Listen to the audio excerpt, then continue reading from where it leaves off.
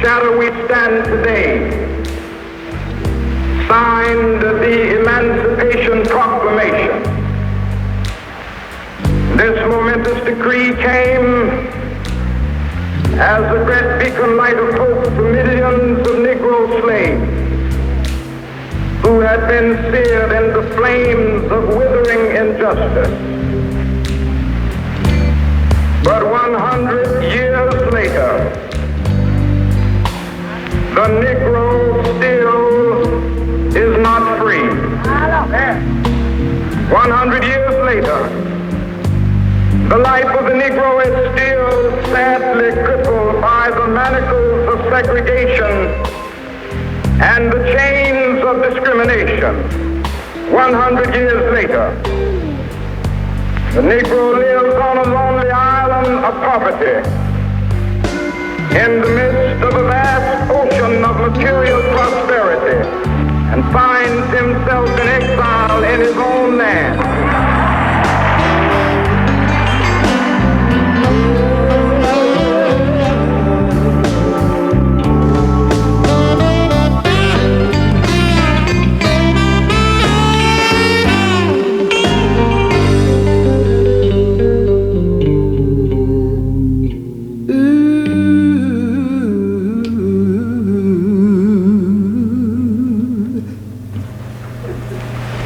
What does that say? None. What is your name? Can you read that? Sure. Well, I can't. Cross it out and write it so I can read it. Okay. First name? Yeah. What does that say? Louis A. Wright. Cross it out and write it so I can read it. I'm done. No, don't pat me, number one. And number two, you either follow the rules or you leave. Now, get your name on there so I can read it. They asked for my signature, that's it. Write your name on here so I can read it. No, ma'am. This man is out of We here. need your name tag. This man is out of here. He isn't going to follow the rules. He isn't going to stay. You're out of here. Your first name? Thomas? Are you the security person? This man is out of here. Okay. Sign in here according to iCard. Sit down.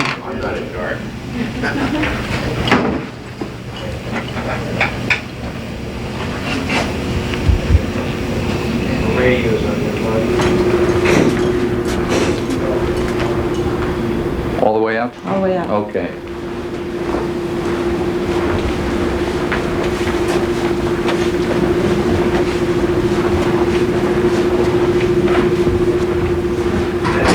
You can go in this room.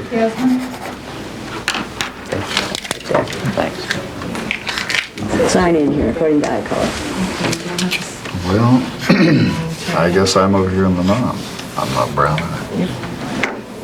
Your first name? Carl. Sit down.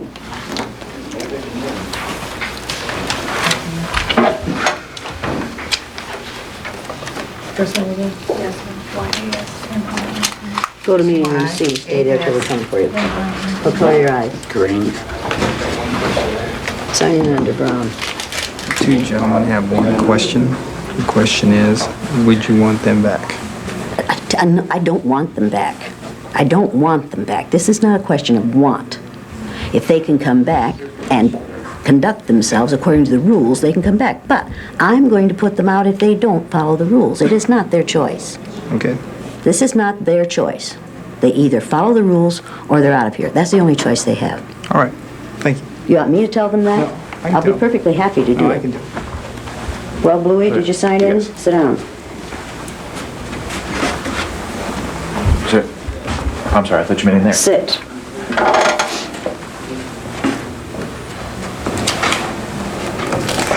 Go to meeting room C and stay there till we come for you.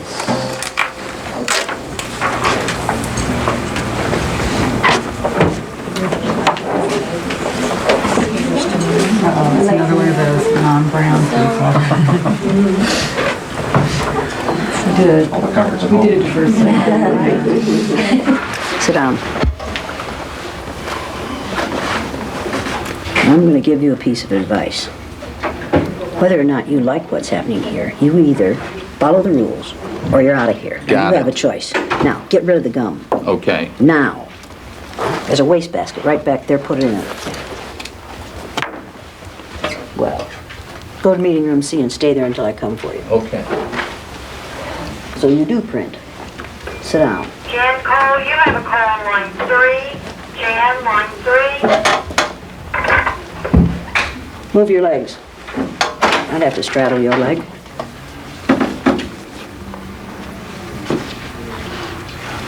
I'm going to warn you. You may be big and you may be tall, but you do exactly what I tell you to today. Do you understand that? Don't have a problem with that at all. Good for you. So even though we face the difficulties of today and tomorrow, I still have a dream.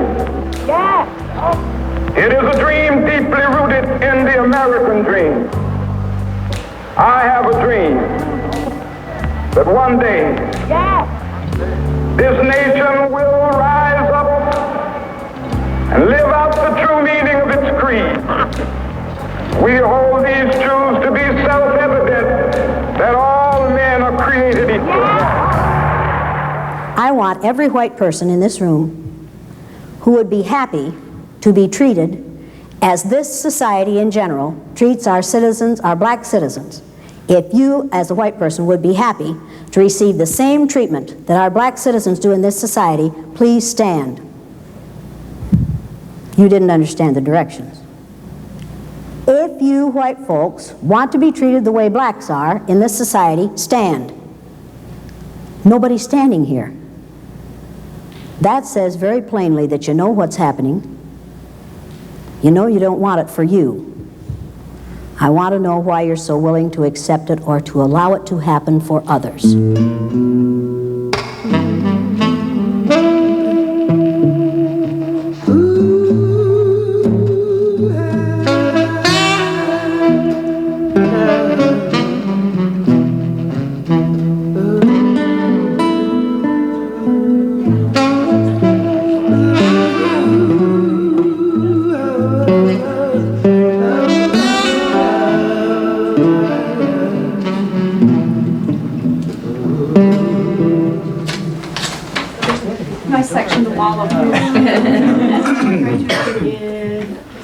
The purpose of this exercise is to give these nice blue-eyed white folks the opportunity to find out how it feels to be something other than white in the United States of America.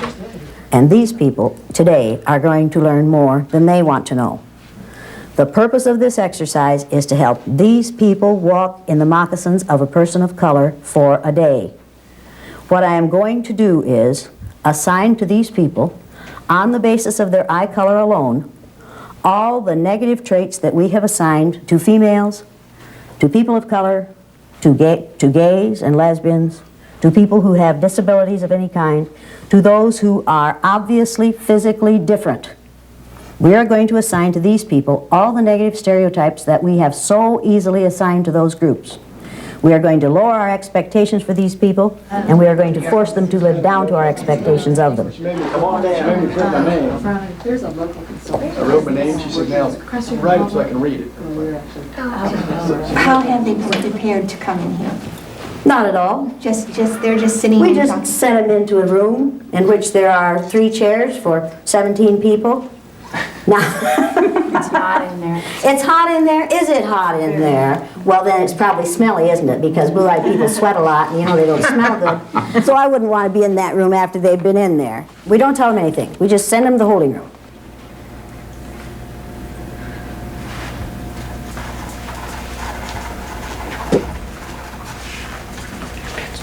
A new reality is going to be created for these folks this morning. Now, we're going to treat these people negatively on the basis of the color of their eyes.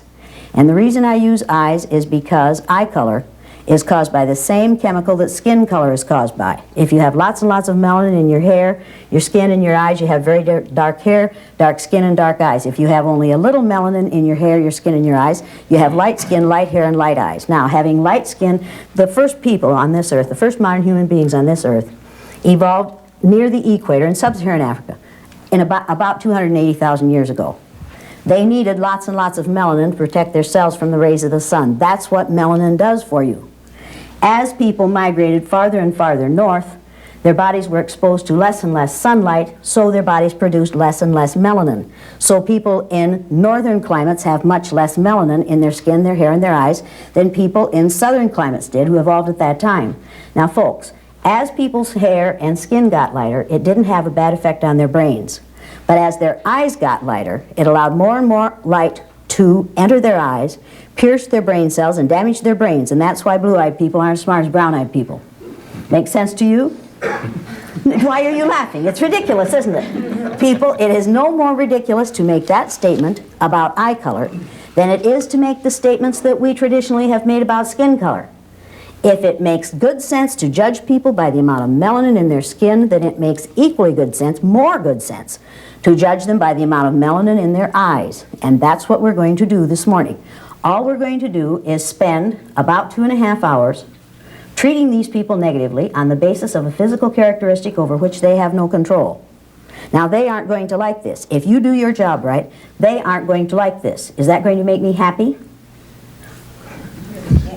Yes, yes, because I want them to be uncomfortable, and I want you to help them to be uncomfortable. Keep the noise down. Keep the noise down.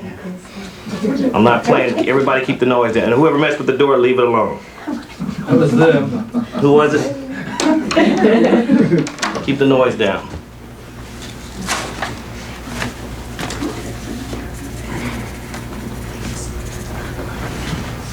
I think we should sing "We Shall Overcome." Does anyone know the Okay, words? what actor should you guys with? Do you see what this badge says? I'm not an actor. Keep the noise down in here. Is it legitimate, Jeff? Well.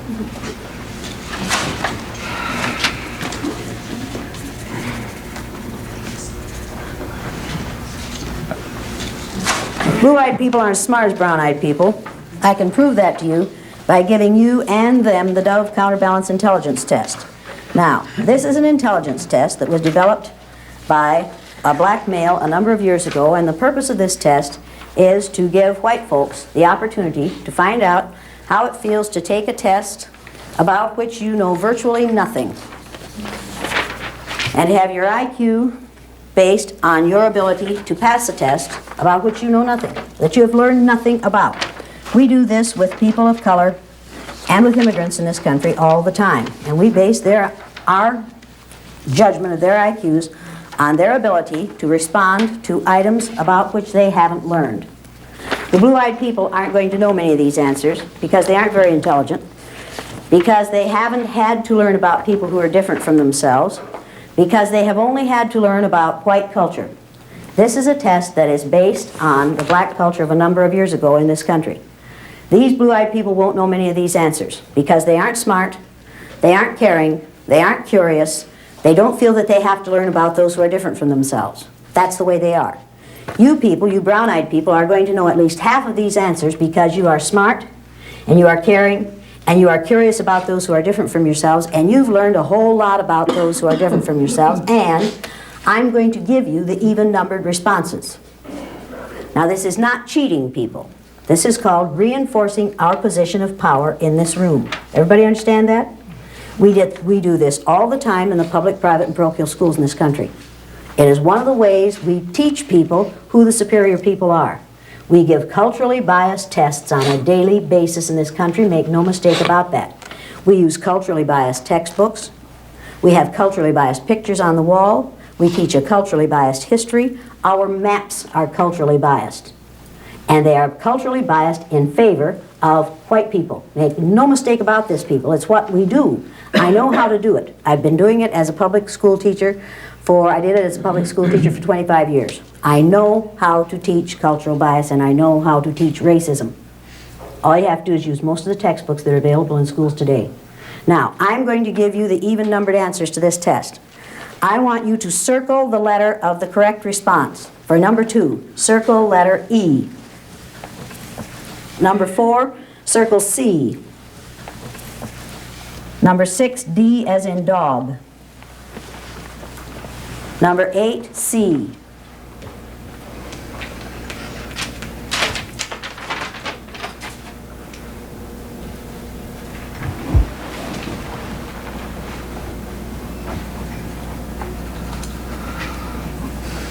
18C, 20C, 22B, as in Bluey. Okay? Now, people, when you take this test, put an answer on every line on the left side of this page. Put an answer on every line. Don't just leave those answers circled. Because if you do that, they'll look over at your test and they'll say, see, you cheated. Now, we aren't cheating. We are simply reinforcing our power. Has nothing to do with cheating. It's just the way society is. Put your paper underneath your pad. When you take the test, move your chairs back so that they can't see your answers, because if they can see your answers, what will they do? Cheat. They'll copy them, because that's the way they are. You just have to realize that. Now, we're doing this for their own good. We expect them to be grateful. The rules for the day are going to be that you will not look at these people unless you can either frown or sneer at them. It's all right to laugh at them, but do not laugh with them. How many of you have friends in the blue-eyed group? Let me put it this way. How many of you used to have friends in the blue-eyed group? Now, some of these people are going to leave here very, very angry. Make no mistake about this. That is their choice. When they leave here and they say they're angry, you need to be prepared to say to them, wait a minute. You had it for 2.5 hours. Your home wasn't threatened. Your family wasn't threatened. Your job wasn't threatened. Your income wasn't threatened. Your future wasn't threatened. And you had it for 2.5 hours, and you knew it was temporary. You knew it was going to be over at least by 6 o'clock this afternoon. Why are you so angry? And if you are so angry after 2.5 hours, can you apply that, the way you feel about that anger, to what it must feel like to live with this for a lifetime? In order for this exercise to work, it takes your cooperation. Now, how many of you are going to cooperate with this exercise? Raise your hand if you're going to cooperate. Why are you so slow at getting your hand up? Because it sounds like rude behavior, and I would normally not, I would go out of my way not to be rude, so I will have to try to do this. Do you normally go out of your way to prevent other people from exhibiting these kinds of behaviors toward people of color and people with disabilities and gays and lesbians? And Go out of my way to prevent that treatment? 50-50. I mean, yes and no. Yes, sometimes they do, Is that good no, enough? sometimes no. No. People, the only thing necessary for the perpetuation of evil is for good people to do nothing. And for the most part, we white folks do nothing so that we can say, well, we didn't do it. We aren't responsible. As long as we do nothing, it is like giving our approval for those who are going to do the negative things. It is not enough to do nothing.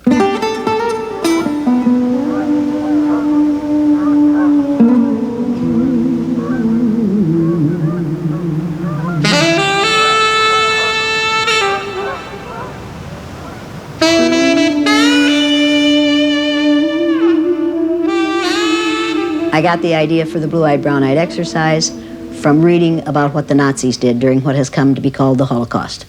Hitler was going to found a nation of people, of Aryan people, who were going to be blue-eyed and blonde-haired and fair-skinned, and they were going to rule the world. And one of the ways they decided who went into the gas chamber during the Holocaust was eye color. I decided on the day after Martin Luther King was killed that I would do what Hitler did. I knew it worked for him. I thought it might work for me. I decided that I would pick out a group of people on the basis of a physical characteristic over which they have no control, and I decided that it would be eye color. I didn't know for sure that that had really happened. I had read about it, I had heard about it, and I had seen movies about it, but I wasn't sure. Until I read the book Mengele, and also the book The Nazi Doctors, and realized that yes, indeed, this was true. And in the book Mengele, which I have here, and which is one of the really scary books I've ever read, it talks about him doing these experiments without benefit of anesthetic, either chemically or surgically, on people of all ages to find a way to change people's eye color from brown to blue, so that when they found a brilliant brown-eyed Jewish person, they could change that person's eye color and so make that person a member of the master race. Now, this was in one of the most civilized societies on earth. Some of the greatest philosophers the world has ever known came out of Germany. And here, this man with this intelligence taught us all that if you have enough brains and enough power You can kill other people who have a lot of brains, who have no power, and you can do it on the basis of a physical characteristic over which they have no control, or a religious belief with which you disagree. That's a scary, scary thought. It has happened before, it will happen again unless well-meaning people read things like this and realize that this wasn't a monster. This was a man who was doing what he thought was right and had the power to do it. This is an interesting book. Here's another interesting book called The Nazi Doctors that tell you exactly what it took to get people of intelligence and education to go along. It's terrifying. It is absolutely terrifying. And the terrifying part of it was that, in fact, ultimately it was so easy to get them to go along. Intimidation works.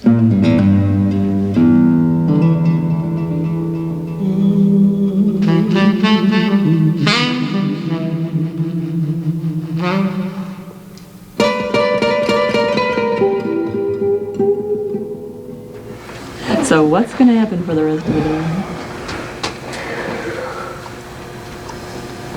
So, I mean, we're really not afraid of anything happening to us. We know realistically nothing is going to happen to us if we walk out the door, but we can still play the game. Play gin. Right. Right. We want coffee. We want air. Air would be good. There's nothing that says we can't have that. We've just been passively sitting here because we're good people and they ask us to. Absolutely. Now, we're going to call these females girl, honey, sweetie, baby, chick, darling. What are we going to call these males? Boy. Boy. Boy. And you don't say boy, you say boy. When it's properly said, it's a two-syllable word. Boy. And we use boy to keep black males in their place on a daily basis. All we have to do to lower someone to the age of 5 to 12 is call him a boy. And we do it to accomplished black males over the age of 70. And we get away with it. Now, for 2.5 hours, we are going to make these people look inferior and feel inferior. How many of you think these white folks can take this? Now, people, think about what you've just admitted.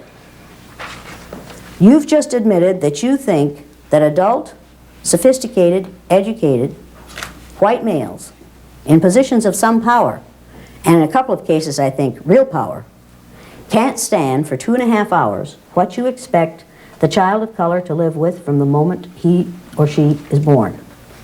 Do you really believe that? Do you really believe that these white people can't stand 2.5 hours of being treated verbally the way they treat other people for a lifetime? Because if you do, you've just admitted something extremely interesting. You have just said that people of color are stronger than white folks. That we have created a situation in this country in which we have built tremendous strengths into people of color, and in which we have not built those same tremendous character strengths into white folks, particularly white males. Does that bother you at all? It's called survival. It's called survival. Absolutely. It's a survival skill. Bear in mind that these people are in their child ego state, and that's where they're going to stay. Because people are easiest to control when they're in their child ego state. So these people are being treated like children, and they're going to act like children, and it's what we do with females in this country every day. We treat them like children, and when they act like children, we say, see, you're acting like that because you're female. Now, people, if you are tempted to look at one of these people and wink at them, to let them know, without me catching you, that you really don't mean any of this, I'll change your eye color so fast it'll make your head swim. So just let me catch you looking at your tall white friend here. Just let me catch you doing that, friend. Let me see your eyes. Oh, you'll join them quick. Right away. You want to be with them? Okay, Brownie, you're going to be a bluey. It will not make you comfortable. Do not give these people any kind of reinforcement, people. Do not smile at them. Do not look. If you're sad for them, don't let them see it. And some of you are going to be sad for them. You look like you're sad for them already, and we haven't started yet. You aren't sad for them? Good. Not good for you. That's the right attitude. You just don't want to be one. Now, people, all I'm asking you to do is act white. That's all I'm asking. Just act white. You white people know how to act white. You've been doing it all your lives. You people of color know how to act white. The way to get ahead in this society, if you're a person of color, is to act as white as you possibly can. Now, am I exaggerating here? Is that the message that this society sends? Assimilate. Assimilate really means act white. Assimilate means be as similar to the power group as you possibly can be, which means act white. And you can turn intelligent, bright, committed, conscientious, ambitious people into people who act lazy and slovenly and stupid and slow and unmotivated. And you can do it in 15 to 20 minutes, and that's what you're going to do this morning.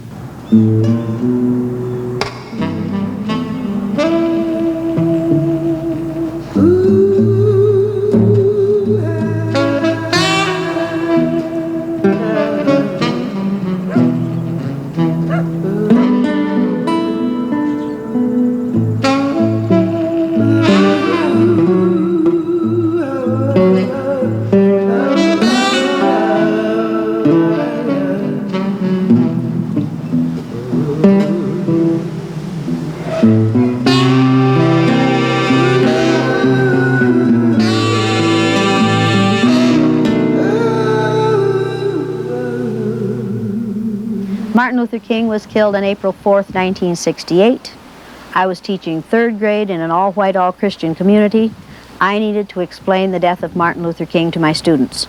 I didn't know how to do it, except by allowing them to walk in the shoes of a child of color for a day. The first time I did it, no one knew until my students wrote essays about it, and those were published in the paper. And then the Johnny Carson show called and asked me if I would come in and do the Johnny Carson show. Then people in the community found out about it. Then all kinds of unpleasant things happened. I got vicious calls in the night. We got, probably between 500 and 600 letters, a third of them so ugly and so obscene that I couldn't share them with my third graders. That fall, when people came to register their children for school, their offspring for school, 20% of those who had children coming into third grade said to the principal, "Don't put my kid in Elliott's classroom." Every year after that, the same thing happened, only sometimes parents would call in and say, "I don't want my kid in that nigger lover's classroom." And the principal never had to say, "Which nigger lover do you mean?" Because we all knew there was only one. My children were beaten and spit on, my own offspring. We have 4 children. They were abused by their peers, by their teachers, by the parents of their peers. My parents lost their business. My father died totally isolated 3 years ago in the community in which his great-grandfather was one of the first settlers, isolated because he had raised the town's nigger lover. I've learned a whole lot about racism. You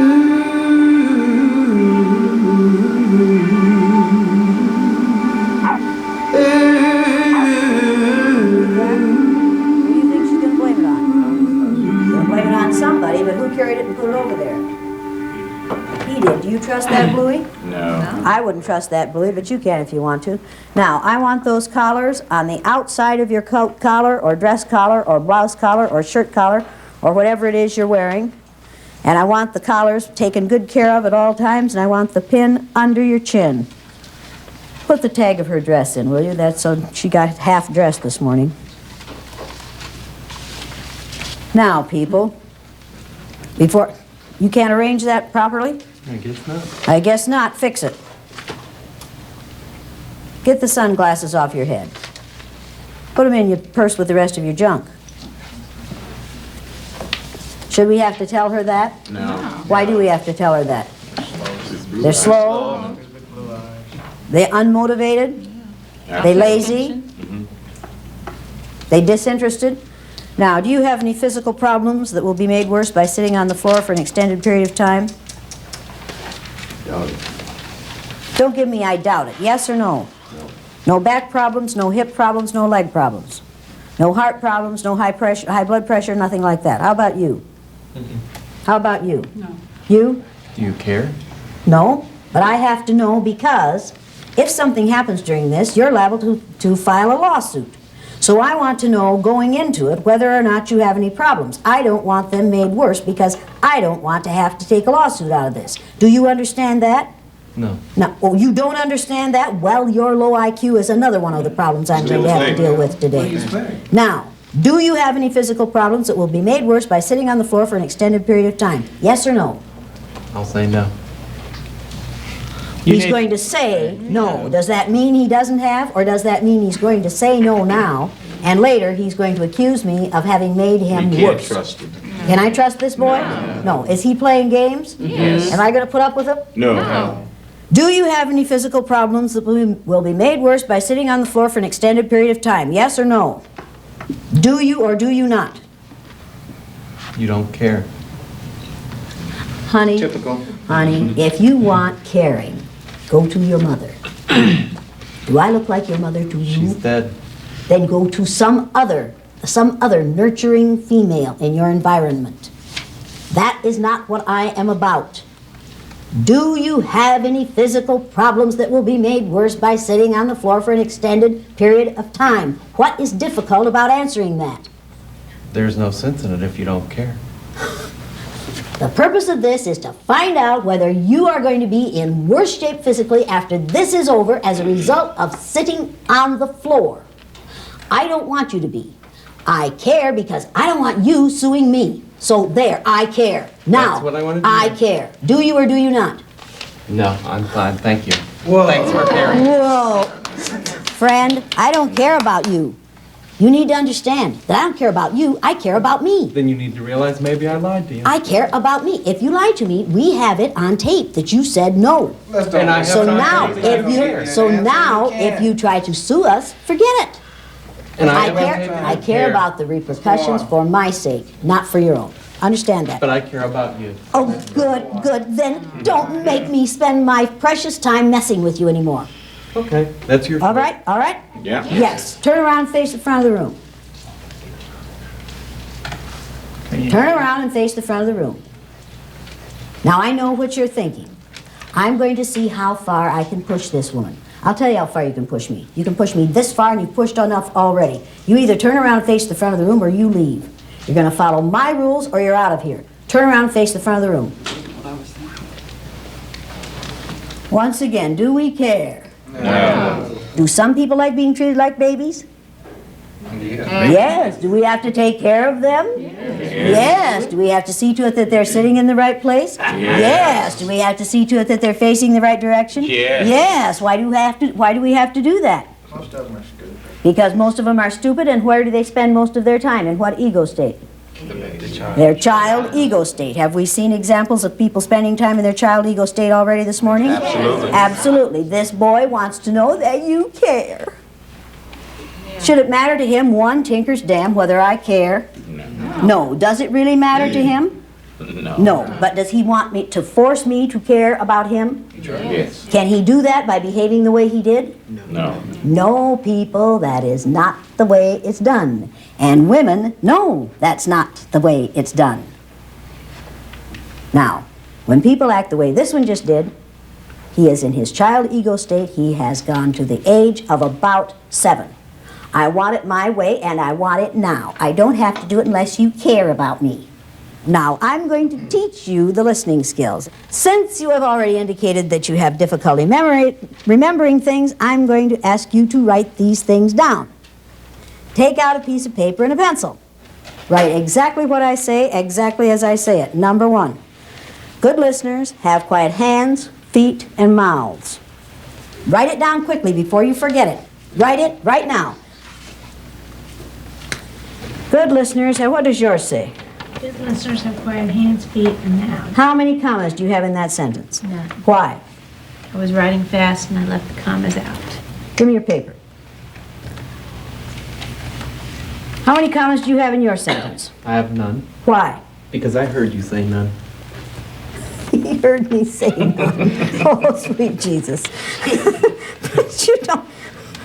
Well, now, Sonny, you have a period on there, don't you? Yes. Did you hear me say period? I did hear you in the sentence. Oh, you did hear me in the sentence, but you didn't hear me in the sentence say commas. Is your reasoning a little strange here? You're right. Yes. Are you looking for excuses for failure?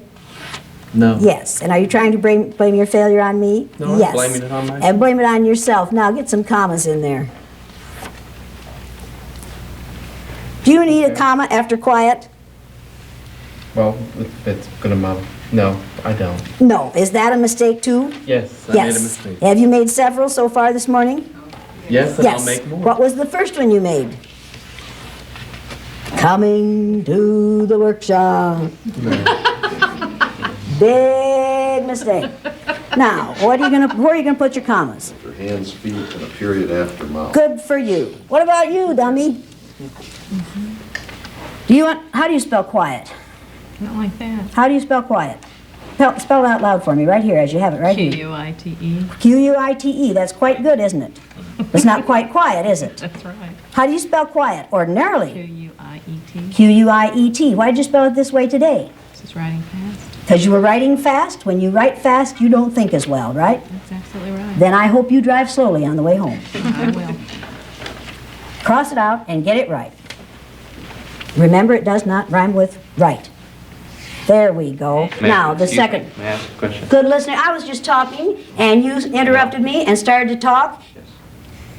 You're a real poor case, aren't you? Well, I was gonna ask a question. What's your question? I was going to say if I could have my paper and pencil back so that I could take notes. And get to my adult state. Now, I'm going to give you a piece of advice.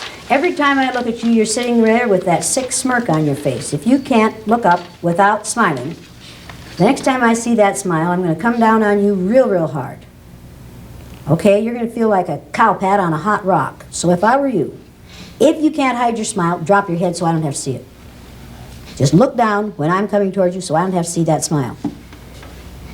Does that make sense to you? Yes, it does. If you have a nervous twitch and you can't help smiling, put your face down so that I can't see you doing it, because I take exception to it, and that's not good for you. Do you understand that? Yes, I do. Yes. If you're going to get through this workshop, you are going to live down to my expectations of you. Because if you don't live down to my expectations of you, we're going to call you an uppity bluey. And we're going to ride your tail until you do live down to our expectations of us. How do I know how to do this? By your observations Of what? of what happens in society. That's right. That's right. We, in the power position in society, know how to keep people in their place by lowering our expectations for them, and by forcing them to live down to our expectations of them, and we do it by such ways as when President Reagan signed the decree establishing Martin Luther King's birthday as a national holiday. As he signed the decree, someone said, Mr. Reagan, he signed in front of the press, was Martin Luther King a communist? And he threw down the pencil and he said, well, we'll know in 30 years, won't we? So you see, you hold out the rose with one hand and you yank it back with the other. We'll give you this day, but we don't really want to. And that was on network television. Everybody saw it. Did that send a message to the black community? Oh, yeah. Absolutely. Did it send a message to the white community? Oh yes. What message did it send to the white community? We'll keep them quiet. We'll keep them in their place. We'll go along with this because there's something to be gained for us by it, but not because we really honor the man, but because we want to cool things down. Does that bother you at all? Yes. Did you think about that when he did it? Do you think about it differently now? Now, why do you want this paper and pencil? So that I can remember the things that you say. Because you don't trust yourself to remember them, do you? No. Now, did I teach him something? Yes. Yes. Was it a valuable lesson? Yes, very much. No, it wasn't. No, that isn't. That is not a valuable lesson, to teach people to submit to tyranny. Get real. That is not a valuable lesson. That is a dastardly lesson, and you need to realize it. You need to realize that what I just did to him today, Newt Gingrich is doing to you all the time by saying people who think like him are normal and other people are not. And you're going along with that. You are submitting to tyranny in order to be called normal, for God's sake. You'd be better off to be called subnormal. I didn't just teach him a valuable lesson. I taught him to go along to get along. I taught him to submit to oppression. I taught him the same lesson that we teach females and people of color and those who are other than Christian, and gays and lesbians, and all those who are physically different, all day, every day. And he's going along because he's going to be more comfortable if he goes along. Is there any way he can win? No. Did he win just now? No. He thought he did for a minute, didn't he? And you all thought he did for a minute, didn't you? No. The second listening skill is, good listeners keep their eyes, what are you doing? Good listeners keep their eyes on the person who is speaking. Write it quickly before you forget it. Good listeners keep their eyes on the person who is speaking. Good listeners keep their eyes on the person who is speaking. What are you doing? You have it written? No, Why not? because my hands are still quiet from the first skill. Didn't I say write it down? Yeah. Write it down. And violate the first one. Write it down. I said write it down. Do it. Do it now. What are you waiting for?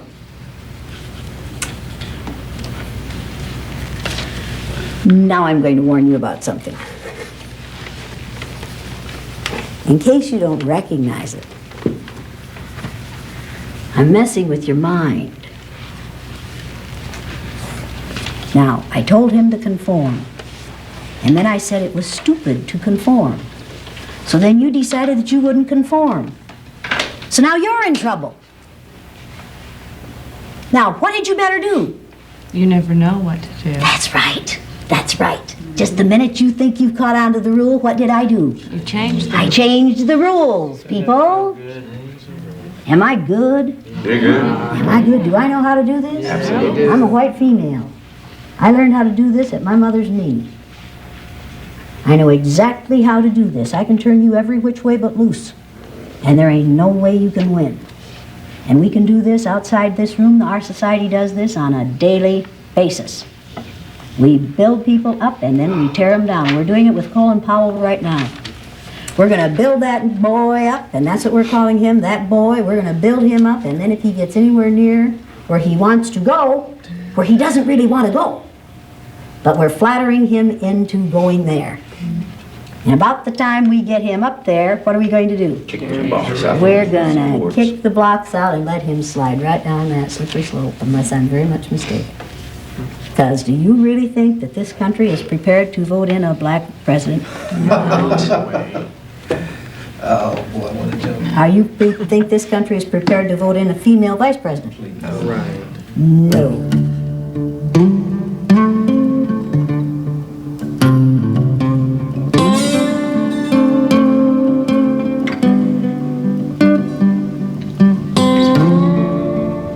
This town calls itself the City of Beautiful Maples, and these are all hard maple trees lining both sides of most of the streets in town. In 2 weeks, they will all be these gorgeous yellow and orange and red and gold colors. And people will come from miles around to see the color in our trees. And this city is just so proud of that wonderful, wonderful color in these trees. But they do not want people of color to come and reside in this community. We love color in our trees. We do not want it in our skin. And it breaks my heart because it is so, because this is a beautiful little community, and they're very proud of their feelings for one another, the size of their churches. Their churches are full every Saturday, every Sunday, and every Saturday night. It's wonderful. It's a wonderful place to raise children. As long as you don't want to raise children of color here. It's heartbreaking.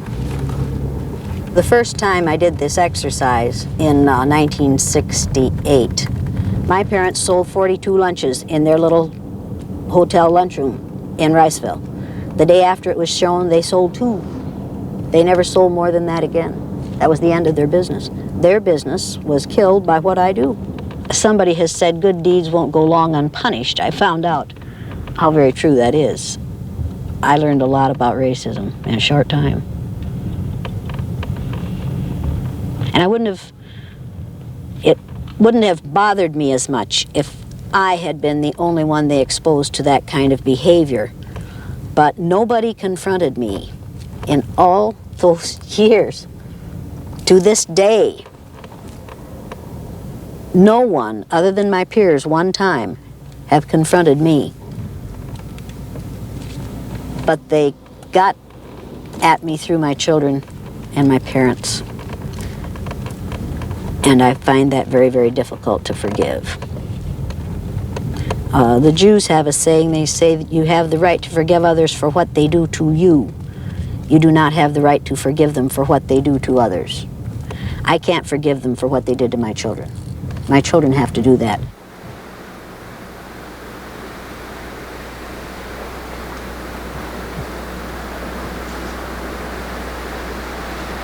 See, in retrospect, I know that I could have made life easier for my parents. Could have made life easier for my father, could have made my life easier for my husband and for my children. And it took me a long time to get over the feeling that I had done something wrong. I wish it hadn't been that way for my parents. But I could not change people in Riceville in their attitudes toward them. I wish it hadn't been that way for my offspring.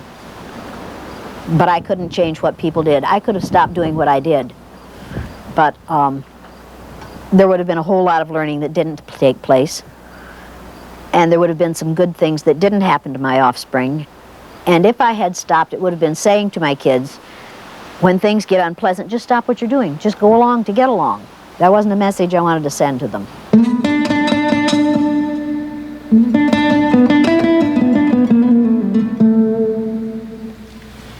It's a new experience for most of you. Perhaps not for this one. But for most of you, it's a new experience to have to just be submissive. Just get your poop in a group and keep your mouth shut. Just do the very best you can so you don't call my anger down on you. Now this is just for a little time. I think you can do this for a little time. I'm not sure that all of you can.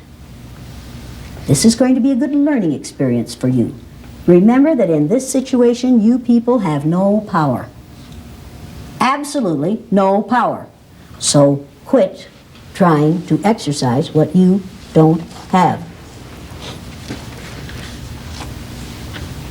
Quit trying to run the show. You need to decide how big a risk you want to take. Let me tell you something. I will not soon forget the female who looked a lot like you, which is unfortunate for you, in Denver, Colorado, who decided when she came in as a blue-eyed person that she was going to not conform and she wasn't going to go along.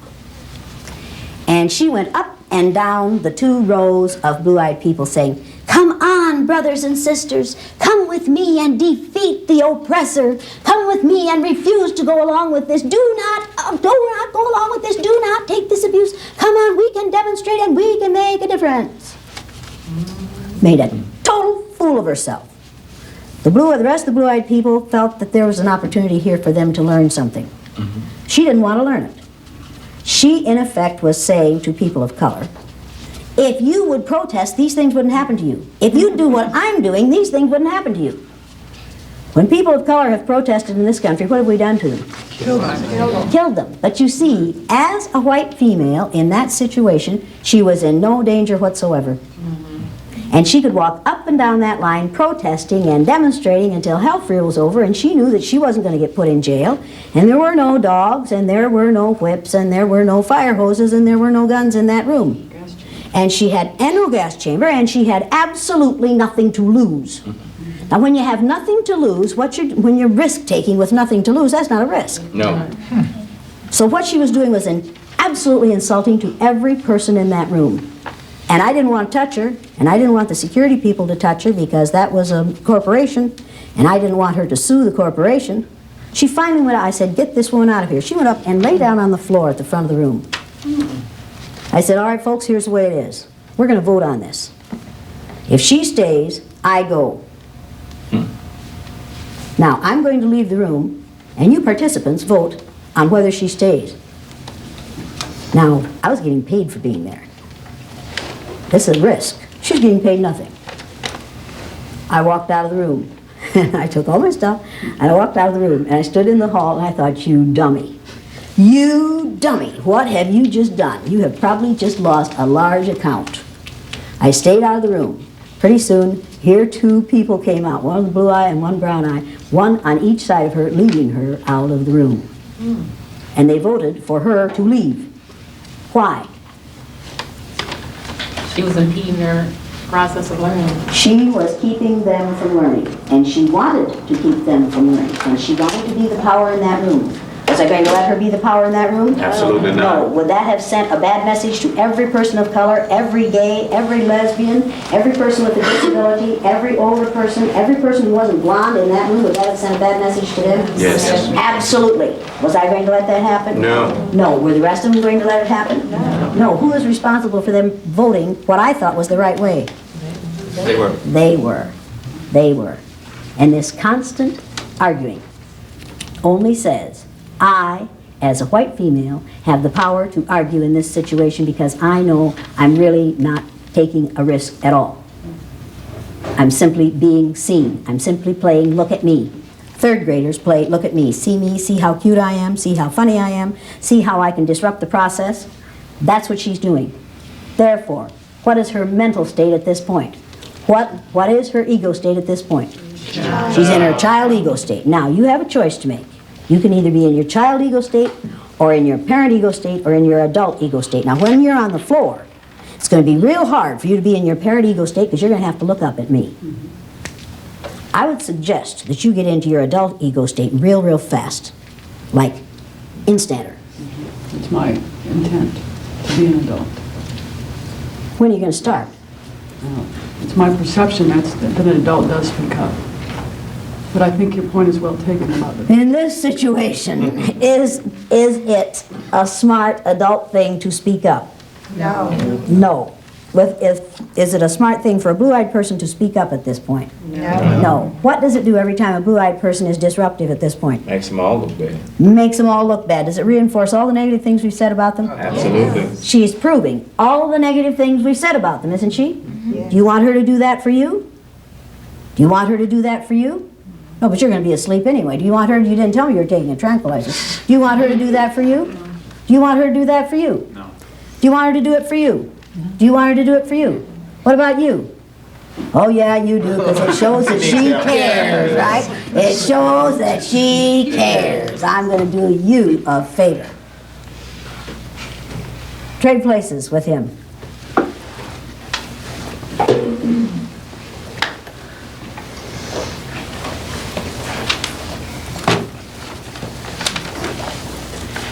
Now, the second listening skill is, now, I don't want you to talk to him. Oh, I think you're in the wrong place. You trade places with him.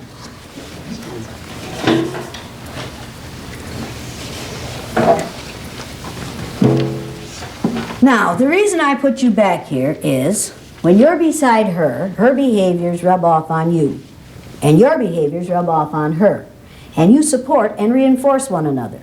And I don't want that to happen. So in order to keep that from happening and keep you from getting into trouble, I put you back here where that won't happen to you. Did I do this to be mean to you? Probably in your mind, no. You were helping me. I am helping you, and how should you feel about that? I expect you should think I should be grateful. And are you? No. Why not? Because Is it I like because you're an having the ingrate? Because you like having the support? You are willing to take the support even if it means getting you in trouble. Yes. Does this man like to suffer? He doesn't know any better. You like to suffer. He's a martyr. Does martyrdom appeal to you? No. No? Is there any way you can win here?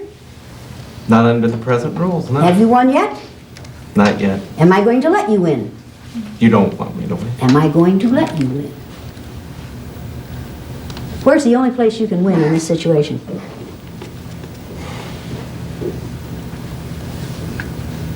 I can't. Can you win in your mind? Yes. Yes, yes. So within me, I can. Within you, you can win. But will I know that you have won within you? Yes. No, I won't, and neither will they, because we will use everything you do against you. I won't know that you have reinforced yourself inside yourself, but will you know that? Yes. Yes. Is that valuable to you? Absolutely. Absolutely. Is that going to be hard for you to keep on doing that while I keep on badgering you? Yes. Yes. Are you going to have to keep working and working and working to make that happen? Is that fair? Every day? Shit, no, it isn't fair. Did you think this was going to be a fair day? No. No. You think what goes on outside here is fair? Absolutely not. Absolutely not. You spend a whole lot of time outside here, holding it in and winning inside yourself, even though society doesn't want you to? Yes. Yes. And do you? Yes. Who do you think spends more time in that endeavor? You or that man right there? Probably that man. Probably that man right there. Probably. What I'm doing to that man and to you happens to his children, unless I'm mistaken, in the school on a daily basis. Am I mistaken? All the time. All the time. And when you watch that happen to your children, and know you'd better maintain a low profile if you want them to get through the school year, what does that do to you? Tears me up. Tears you up. What does it make your sons think of you? It's a difficult situation. Difficult situation. And who makes that situation difficult? You know who makes it difficult. Yeah, I know who makes it difficult. You're damn right I know who makes it difficult. I make it difficult, and people who look like me make it difficult. And do we spend a whole lot of time feeling badly about it? And we talk a lot about it. If we didn't enjoy it, what would we do? Stop doing it. We'd stop doing it. We'd stop doing it. Are you folks on the outside, you brown-eyed people, having a better time here today than they are? Yes! You have more fun than they are? Have you had fun yet? No. Why not? Because I'm a blue-eyed person. Yeah, and what, as a result of being a blue-eyed person, what is going to happen to you? I'm gonna be treated differently. That's right, and is there anything you can do about it? Not a thing. Not one Nothing thing. here. Is there anything you can do to change my behavior? None. Absolutely. His tears bother me? No. No. His wanting me to care about him bother me? No. His embarrassment bother me? No. Does the embarrassment that females suffer in the workplace bother the powerful males in the workplace? No. No. If it did, what would they do about it? Put a stop to it. Immediately. Immediately. Is what happens to people on reservations, on Native American reservations in this country, bother the people in power in this country? No. Not one bit. We are going to increase that pain instead of ending it. Do we care? Do you care? Now, you all could have learned something in the last hour or hour and a half that you've been in here.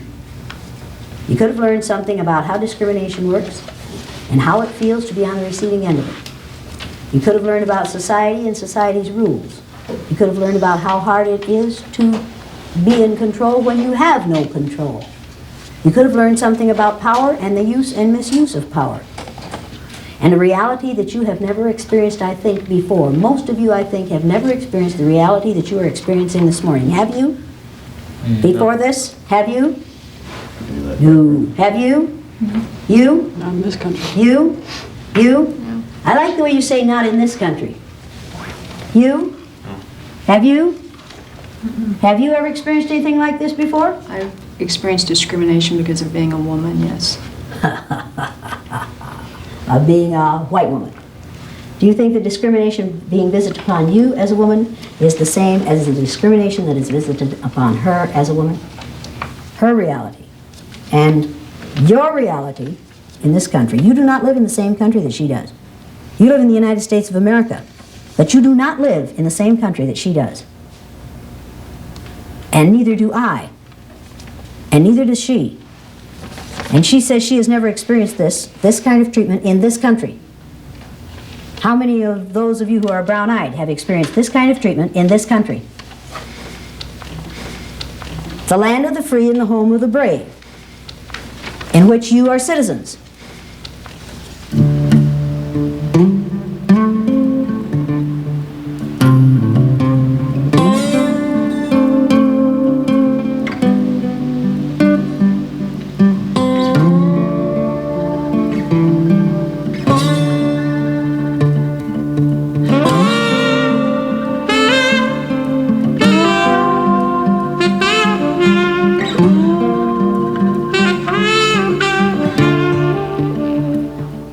You're going to interview some students tomorrow, some former students of mine, who were in my classroom the 3rd year that I did this exercise. They were in a film called The Eye of the Storm, and we took still photographs of those children each day of that exercise. One when they were on the top and one when they were on the bottom. And I have some of those here.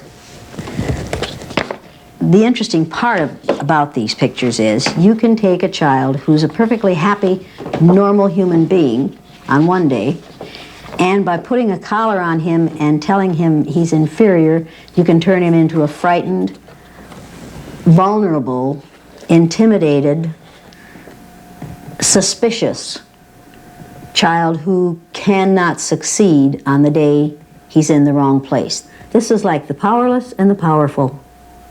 This is Rex on the day he's on the bottom. You're going to meet Rex tomorrow. This is Rex on the day he's on the top. All of these students that you're seeing now and that are in the film The Eye of the Storm are moderately to severely dyslexic. None of them were supposed to finish high school. Rex now has his MA in Elementary Education Administration. You're going to talk to him tomorrow. He is going to be teaching children to make a difference.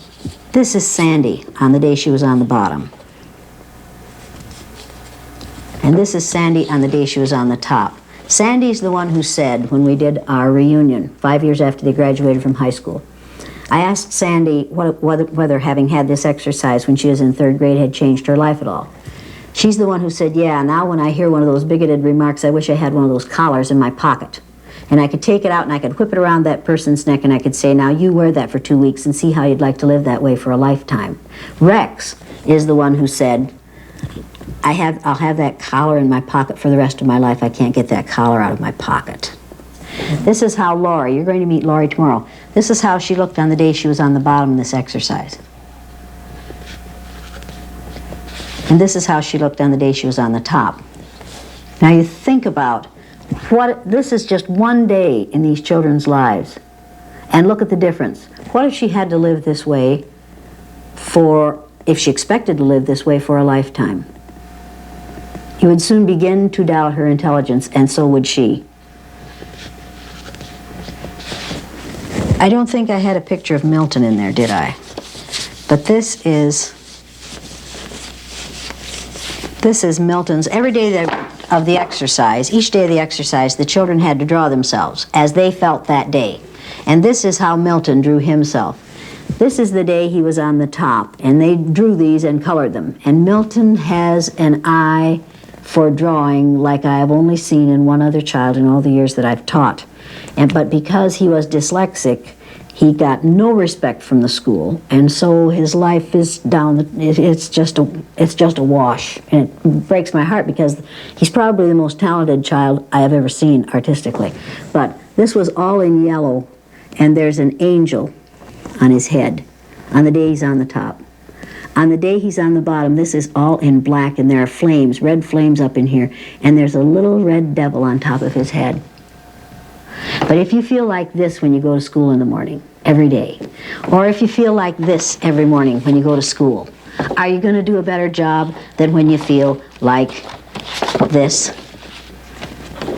See, if you can create a situation in a school or in a society in which 11% of your society feels like this, and the rest of them feel like this, which would you rather feel like? Which part of society would you rather be in? Would you rather be one of the powerful or one of the powerless? And how dare society force people to live this way? It's been over 20 years now, and it's just looking at these pictures and talking about it is just as if it happened yesterday. It's very much in my mind. I started reading the book again, and it brought back a lot of tears. I remember the things that kids said to each other and how they treated each other, and I mean, best friends were now fighting, and we hated our teacher. We had to draw a picture of her, and I'll never forget that because we all drew like a picture of a devil. And we had to stay in extra for recess. We couldn't go back for seconds, and some of the kids, we couldn't share our food because, we're dirty people, and we had to use a cup to drink out of because we had to use the same cup all day, otherwise we were wasteful. But I remember when she'd said that brown-eyed people were slow and they were dirty and smelly, and I was like, here's this teacher, you loved this teacher, and she's telling you all of these things. It's like, I thought you were my friend, and to go through this, and even though we all knew it was a project that we were doing, once it started, you forgot it was a project. It was such a reality that it's like, I'm really going through this. This isn't funny anymore. It's not a joke. And when they had the collar on, you just felt like, that poor little dog outside who wants to go in and nobody will bring him in. But, and then to take them off, you just felt like you'd won the lotto. It was just really good.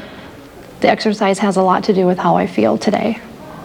It was just a one-day thing for me, but it has stayed with me all these years. But, a black child has to live with this the rest of their life. Will all those who have a total of 2 right please stand? You have 2 right? Yes. Who checked your paper?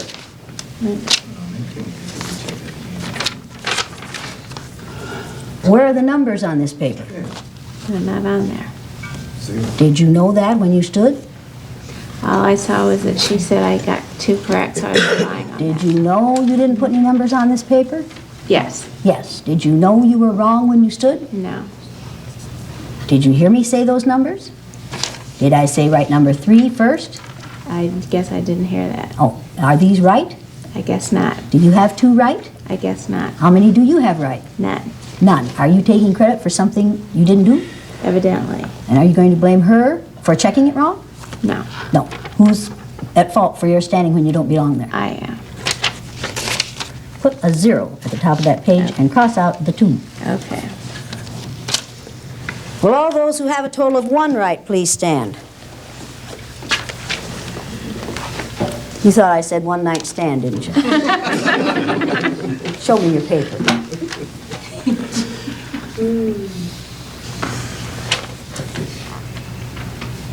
You want to check yours to be sure it's right before I look at it?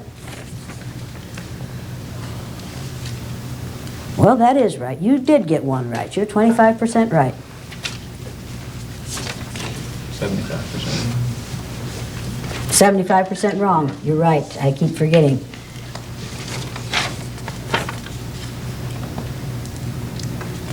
What's the third listening skill supposed to say? Yeah, remember, what's the third listening skill supposed to say? Good listeners listen from the beginning to the very end. Is that what yours says? No, I left out very. Sure left out very, didn't you? Yes, I did. You have 1 right here? And I should have 0 correct there. That's right. Do you have 1 right here? Yes, I do. Is there 1 right? No, there is not. No. Should you be standing? No, I should not. So what are you going to do? I'm going to sit down and change that to 0. Good idea. So 2 of these people got 1 right. None of them got them all right. This is too hard for blue-eyed people? Mm-hmm. This is a lot of work for blue-eyed people to learn 4 simple sentences and then have to respond to them in a few minutes. Now, what stress are you suffering from at this point? You're changing the rules. Changing the rules? Your tone of voice is talking down to people. You are setting it up so that you're making people feel dumb, like if Mark makes a mistake, that's bad as opposed to good. You're standing over some people. And that's stressful to you? I think to this group, yes, and to me. Is that stressful to you? Yes. Yes, and also going too fast and... Going too fast? Yeah. Anything else that's stressful to you? Those are the big ones. Those are the big ones. Those are big ones for her. That's nothing. Compare that to me and my wife in Independence, right close to where she lived, getting told to walk away from a house that we couldn't rent because it's occupied, and we drive around the block and come back and see a white couple going in there. Right here. You don't know stress. Would you consider that more stressful? I don't even consider that stress. I consider that just devastating. Were you devastated by it? I tried to explain it to my wife and stop her from crying. There was no explanation that worked. No. What's big time stress to you? If you don't mind telling us. Every morning when I get up and go in my bathroom and look in my mirror, That's when my stress begins. Because I go to a school where I am one of 2 black teachers. Out of how many teachers? 60. 60. 2 black teachers. 2. In a school with 60 teachers, and you're one of the 2. One of the 2. That's stress. And are you treated differently on the basis of how you look in the mirror when you get up in the morning? Sure I am. And you know it's happening? Sure I do. And you recognize it? Yes, I do. And you can identify it? Sure I can. And if you describe it to your white peers, what do they say? Oh, Linda, please. That's not happening. It couldn't be happening. This is 1995. What about you? Is this big time stress for you, as far as you're concerned? No. No. Do you get stressed like this? Oh, yes. Do you have to perform in spite of it? Yes, I do. You have to do your job whether the stress is there or not. Right. If you give in to the stress, what do you have to give up? My job. Your job. This look a lot like a lot of stress to you? Very much so. It does? Yes. Do you think these people are stressed a lot? Well, they're stressed, but not what we go through. Okay, so is this big time stress compared to what No, you suffer? very little. Very little. What about you? It's like a game. Yeah, looks like a game. Does it feel like a game to you? No. No. Does it feel like a game to you? You playing a game? Are you playing a game? No. Are you playing a game? Did you come in here prepared for a game? Did you think this might be a game? Did you think this is going to be a pleasant little day off work or spend your Saturday this way? Does this feel like a game to you? Quite a bit different. Quite a bit different. Why? Because we're on the spot rather than coming and changing roles and That's right. getting the moment out. Now, let me make something perfectly clear here. We are not going to reverse this today. Yesterday, I heard a couple of women say, well, I kept quiet because I thought she was going to reverse it and then she'd use what we said against us. I had no intention of reversing this, because if I reversed this, it would no longer be reality. That would be like saying to people of color, after we white folks have been on top for a while, then we're going to turn the tables and you're going to get your chance. See, if it's a game, then everybody has the opportunity to win. In this situation, and in society at large, not everybody has the opportunity to win. We do not have freedom and justice for all. We have freedom and justice for some, but not for all. This is not a game, because not everybody in this room is going to have the opportunity to win. You're never going to win, Maggie, if you keep writing while I'm talking. This is not a game. And are you role-playing? Today, Yeah. in a sense, In a sense, you are. Your memory is bad because you're pretending it's bad? Are you having trouble remembering things? no? Are you having trouble getting things right? Yes, of course, Yes? Why? Because the deck is stacked against us. Because the deck is stacked against you. So no amount of pretending is going to get you to pretend that you've got those written correctly, is it? Right. Correct. Correct. So the role-playing, hey, forget that. It's like Shelby Steele saying, as a black man, I have transcended race. Now, in your heart of hearts, all you people know that I'm lying to you about blue eyes. There's nothing wrong with having eyes of a color other than brown. And you know I'm wrong. Does that give you any satisfaction whatsoever? To know that I'm wrong? Is that making it all easier for you to go through this? No. You can transcend your eye color. Can you transcend my behaviors on the basis of your eye color? No. Can you transcend my eyeism? No. Can you change what is happening in here to you because you know that I'm wrong? No. All you can do is sit there and take it. Tell me what stress is. Stress is... Now, wait a minute. He volunteered to tell me what stress is. I do not ask people of color to bleed all over the floor for white folks. I don't do that. You want to tell us? Yeah. Go ahead and tell us. Stress is knowing that when you send a son or a daughter to school, that they have to start learning how to be the best. And no matter what they say or what they do, it's never good enough. Because I'm always going to find something wrong with it. to the point of where I'm going to make you so frustrated that you get into a situation where you become unstable and you can't be taught. So now you have to go over here. Now we have to test you. And we're going to tell you what's wrong with your child. We're going to make him a statistic. We're going to keep him in the background continuously. And you have to day in and day out talking to him. There's nothing wrong with you. Nothing wrong with you. You can do it, you can do it, you can do it. And he continues to come home hurt, sometimes in fights, and you have to continue to keep doing it over and over and over. And the sad thing about it is that we waste so much time in trying to keep the self-esteem up that we lose the time that he could be learning. And they know that. Now that's what stress is.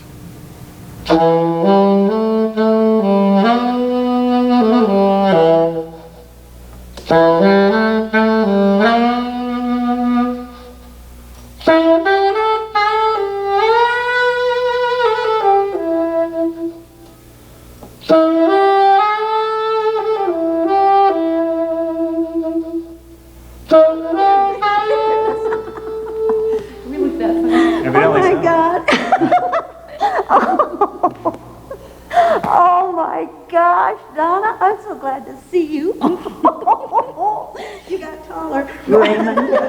No, you shrunk. I don't want to hear it. I heard what you were going to think. I heard what you were thinking. Oh my gosh, you all look so great. I'm so glad to see you all. Oh, for I said I heaven's ran sake. into you once in Riceville, just that one time, and you guys were sitting in the car. Long time ago. I haven't seen you since. Oh, you gotta take your kids and turn them loose at her house. That's fun. That's the when you're going to do it again. Well, I got the third one now, so I can be more than Yes, so now we can have more fun. Oh my gosh, you all look so good. Oh, where's Lori? Working, they said. Perhaps so, yeah. Ah, shoot. Well, so be it. Oh, I have I'll have something it. for you. I have something for you. See this? This is Blue Eyes Ward Off Evil. Hey, I need all the help I can get, right? So I brought you each one. Oh, neat. Let's see, these come from Saudi Arabia by way of Sarah through Saudi Arabia. So when you wear them, think of Sarah in Saudi Arabia where men are men and the women laugh at them.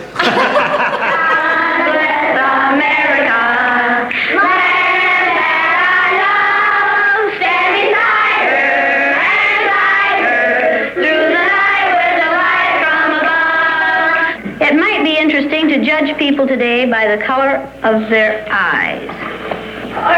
Would you like to try this? Yeah! Sounds like fun, doesn't it? Since I'm the teacher and I have blue eyes, I think maybe the blue-eyed people should be on top the first day. I mean, the blue-eyed people are the better people in this room. Oh, yes, they are. Blue-eyed people are smarter than brown-eyed people. They are cleaner than brown-eyed people. And if you don't believe it, look at Brian. The brown-eyed people do not get to use the drinking fountain. You'll have to use the paper cups. You brown-eyed people are not to play with the blue-eyed people on the playground because you are not as good as blue-eyed people. Well, the brown-eyed people in this room today are going to wear collars so that we can tell from a distance what color your eyes are.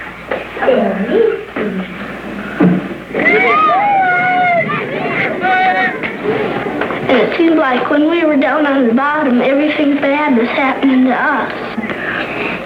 It seemed like Mrs. Elliott was taking our best friends away from us. What happened at recess? Were two of you boys fighting? Yeah! Russell called me names and I hit him in the gut. What did he call you? Brown eyes. What's wrong with being called brown eyes? It means that we're stupider. No, not that. Oh, that's just the same way as other people call black people niggers. Is that the reason you hit him, John? Did it help? Did it stop him? The first reaction I get from teachers who see this film or from who hear me discuss what I do, say to me, How can you do that to these little children? How can you put those little children through that exercise for a day? And they seem unable to relate the sympathy that they're feeling for these little white children for a day to what happens to children of color in this society for a lifetime, or to the fact that they are doing this to children based on skin color every day, and I'm only doing this as an exercise that every child knows is an exercise, and every child knows is going to end at the end of the day. Let's take these collars off. What would you like to do with them? Throw them away. Go ahead. Go ahead. Eat them, Mrs. Elliott. Don't eat them like great. Oh, you brought with your friends, huh? This older woman in the middle of this group stood up and said, Mrs. Elliott, I came here to tell you how much I hate you. I said, okay, well, go ahead. You know, this isn't a new experience. She said, I am Jewish. I was born and raised in Germany. She said, we went to a Jewish school. Every morning when our headmaster came in, we would bow and say, good morning, Herr Headmaster. She said, one morning he came in with 2 SS troopers. And one of the SS troopers said to us, in the future, you decadent Jews will no longer bow and say, good morning, Herr Headmaster. You will salute and say, Heil Hitler. She said, I watched those of us who valued our life more than our faith salute and say, Heil Hitler. She said, those who valued their faith more than life itself continued to bow and say, good morning, Herr Headmaster. She said, they disappeared and we never saw them again, but we know what happened to them. She said, your students are very fortunate. They will never allow to happen in their society what we allowed to happen in ours. They'll see it coming and they'll put a stop to it. Then she said something that frightens me to this day. She said, the atmosphere that you created for your students in your classroom with your blue-eyed, brown-eyed exercise reminded me of the atmosphere, the environment that the Nazis created for the Jews in Germany. Now, people of color, particularly blacks, who see the film The Eye of the Storm, which was in my classroom, the 3rd year I did the exercise, say to me when it's over, that's the way I live every day of my life. And that's in what we call the land of the free and the home of the brave. We have created an environment in this country for 11 to 12% of our population in which they feel the way the Jews felt in Nazi Germany. White people say to me, I don't see it that way. Of course they don't see it that way. They don't live it that way. We do not live the same reality in this country. White people do not live as people of color do. Now, I need to know, how did you feel about what you went through this morning? The words that you have written came out of your feelings, right? Nobody else's. Okay, read your 3 words. How they looked frustrated, confused, and angry. Frustrated, confused, and angry. That's the way they look to you during this exercise. Now, people, listen to these words that these brown-eyed people have written and see how many of them are the words we usually use to describe females. Read yours. Confused, sad, and some human. Sad. Any of you people sad this morning? You looked sad. What were you sad about? I'm sad because I have to stay on the carpet, and I didn't get any coffee, and I didn't get any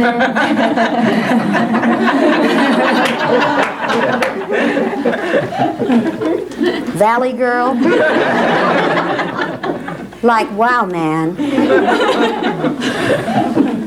And I'll tell you something else. Yes. I'm going to give you a really valuable piece of advice. Okay. Get over cute. Okay. Now, I'm absolutely serious about this. Get over cute. Because you'll be cute until you're about 45. And then at 45, you won't be cute anymore. You'll just be an old broad. And there'll be a whole bunch of 18 to 40-year-olds there who are cuter than you are. And at that point, you will say, I want that promotion. And somebody will say to you, well, but see, I don't think of you as qualified. I just think of you as cute. And then you're going to howl sexism. Females, get over cute. Get competent. Get trained. Get capable. Get over cute. And those of you who are called Patty and Betty and Susie, get over that. Because we use those names to infantilize females. We keep females in their little girl state by the names we use for them. Get over it. If you want to be taken seriously, get serious. Get over it. Okay, read your 3 words. Confused, lonely, and uncomfortable. Confused, lonely, and uncomfortable. Yours. Ooh, did anybody in here feel lonely during this thing? What do you mean when you say lonely? just like they're just... all alone. Yeah. They have no support group. Right. Here, all these blue-eyed people are together, but there's no support group. And each of them knew there was no support coming, didn't they? Did they catch on to that real fast? You didn't even seem to expect help from one another. Would you have appreciated some defense? Well, yeah. Well, yeah! Where's Daryl? Where's Daryl? Don't you say another word until I get my husband in here, because you are so like my neighbor, I can't believe it. Well, yeah! You would have appreciated defense. Yeah. Yeah. Did you resent the fact that none of them stuck up for you? Or did you think they've got to cover their own asses? I figured that they knew that if they tried to come to my defense, that you'd point your guns to them. And so I figured that's the reason that they weren't. When I was picking on her, why didn't any of you males defend her? Of course, I wouldn't have defended her either, but why didn't any of you defend her? Why didn't you defend her? It's like if you're picking on her, you're not picking on me. And so by the rules I kind of saw, it's like I'm just going to sit back and lay low. And let her do it to them. It's what makes racism work, people. It's what makes homophobia work, people. It's what makes sexism work. It's what's going to make ageism work. To sit back and do nothing is to cooperate with the oppressor. As long as you folks did nothing, I was free to do whatever I chose to. Read yours. I said they looked intimidated, confused, and scared. Scared. Any of you people scared this morning? What were you scared about? I was, I think the thing that made me most scared was when we talked about the, just doing this for a day, and how it really is a lifetime thing for so many folks. And why does that scare you? It scared me. I really got in touch with just the incredible injustice that I'm a part of. Yeah, yeah. It really scared me. Yeah. I was really aware of my my stomach, and I was really aware once I really allowed myself to begin to really understand and really accept, the full impact of this. It started making me really sick. I just really felt physically sick at the. Now, you felt sick to your stomach this morning in a 2.5-hour exercise. Could that have anything to do with why so many black males die 9 or 10 or 15 years before white males do, and so many of them have high blood pressure and problems with heart and all kinds of problems that kill them early and have nothing to do with violence? Could having to confront this and deal with it, or not confront it and cope with it all day, every day for yourself and your wife and your children and your parents and your grandparents, make you sick? I guess probably the biggest thing is that it's really hard for me to believe that one person can make a difference. Have I made a difference in you? Yeah. How many people do you think I am? At the end of the Second World War, when they cleaned out the concentration camps in Germany, a Lutheran minister said, when they came for the Jews, I wasn't Jewish, so I did nothing. When they came for the homosexuals, I wasn't homosexual, so I did nothing. When they came for the gypsies, I wasn't gypsy, so I did nothing. When they came for me, there was no one left to do anything. Now, think about it. Just think about that.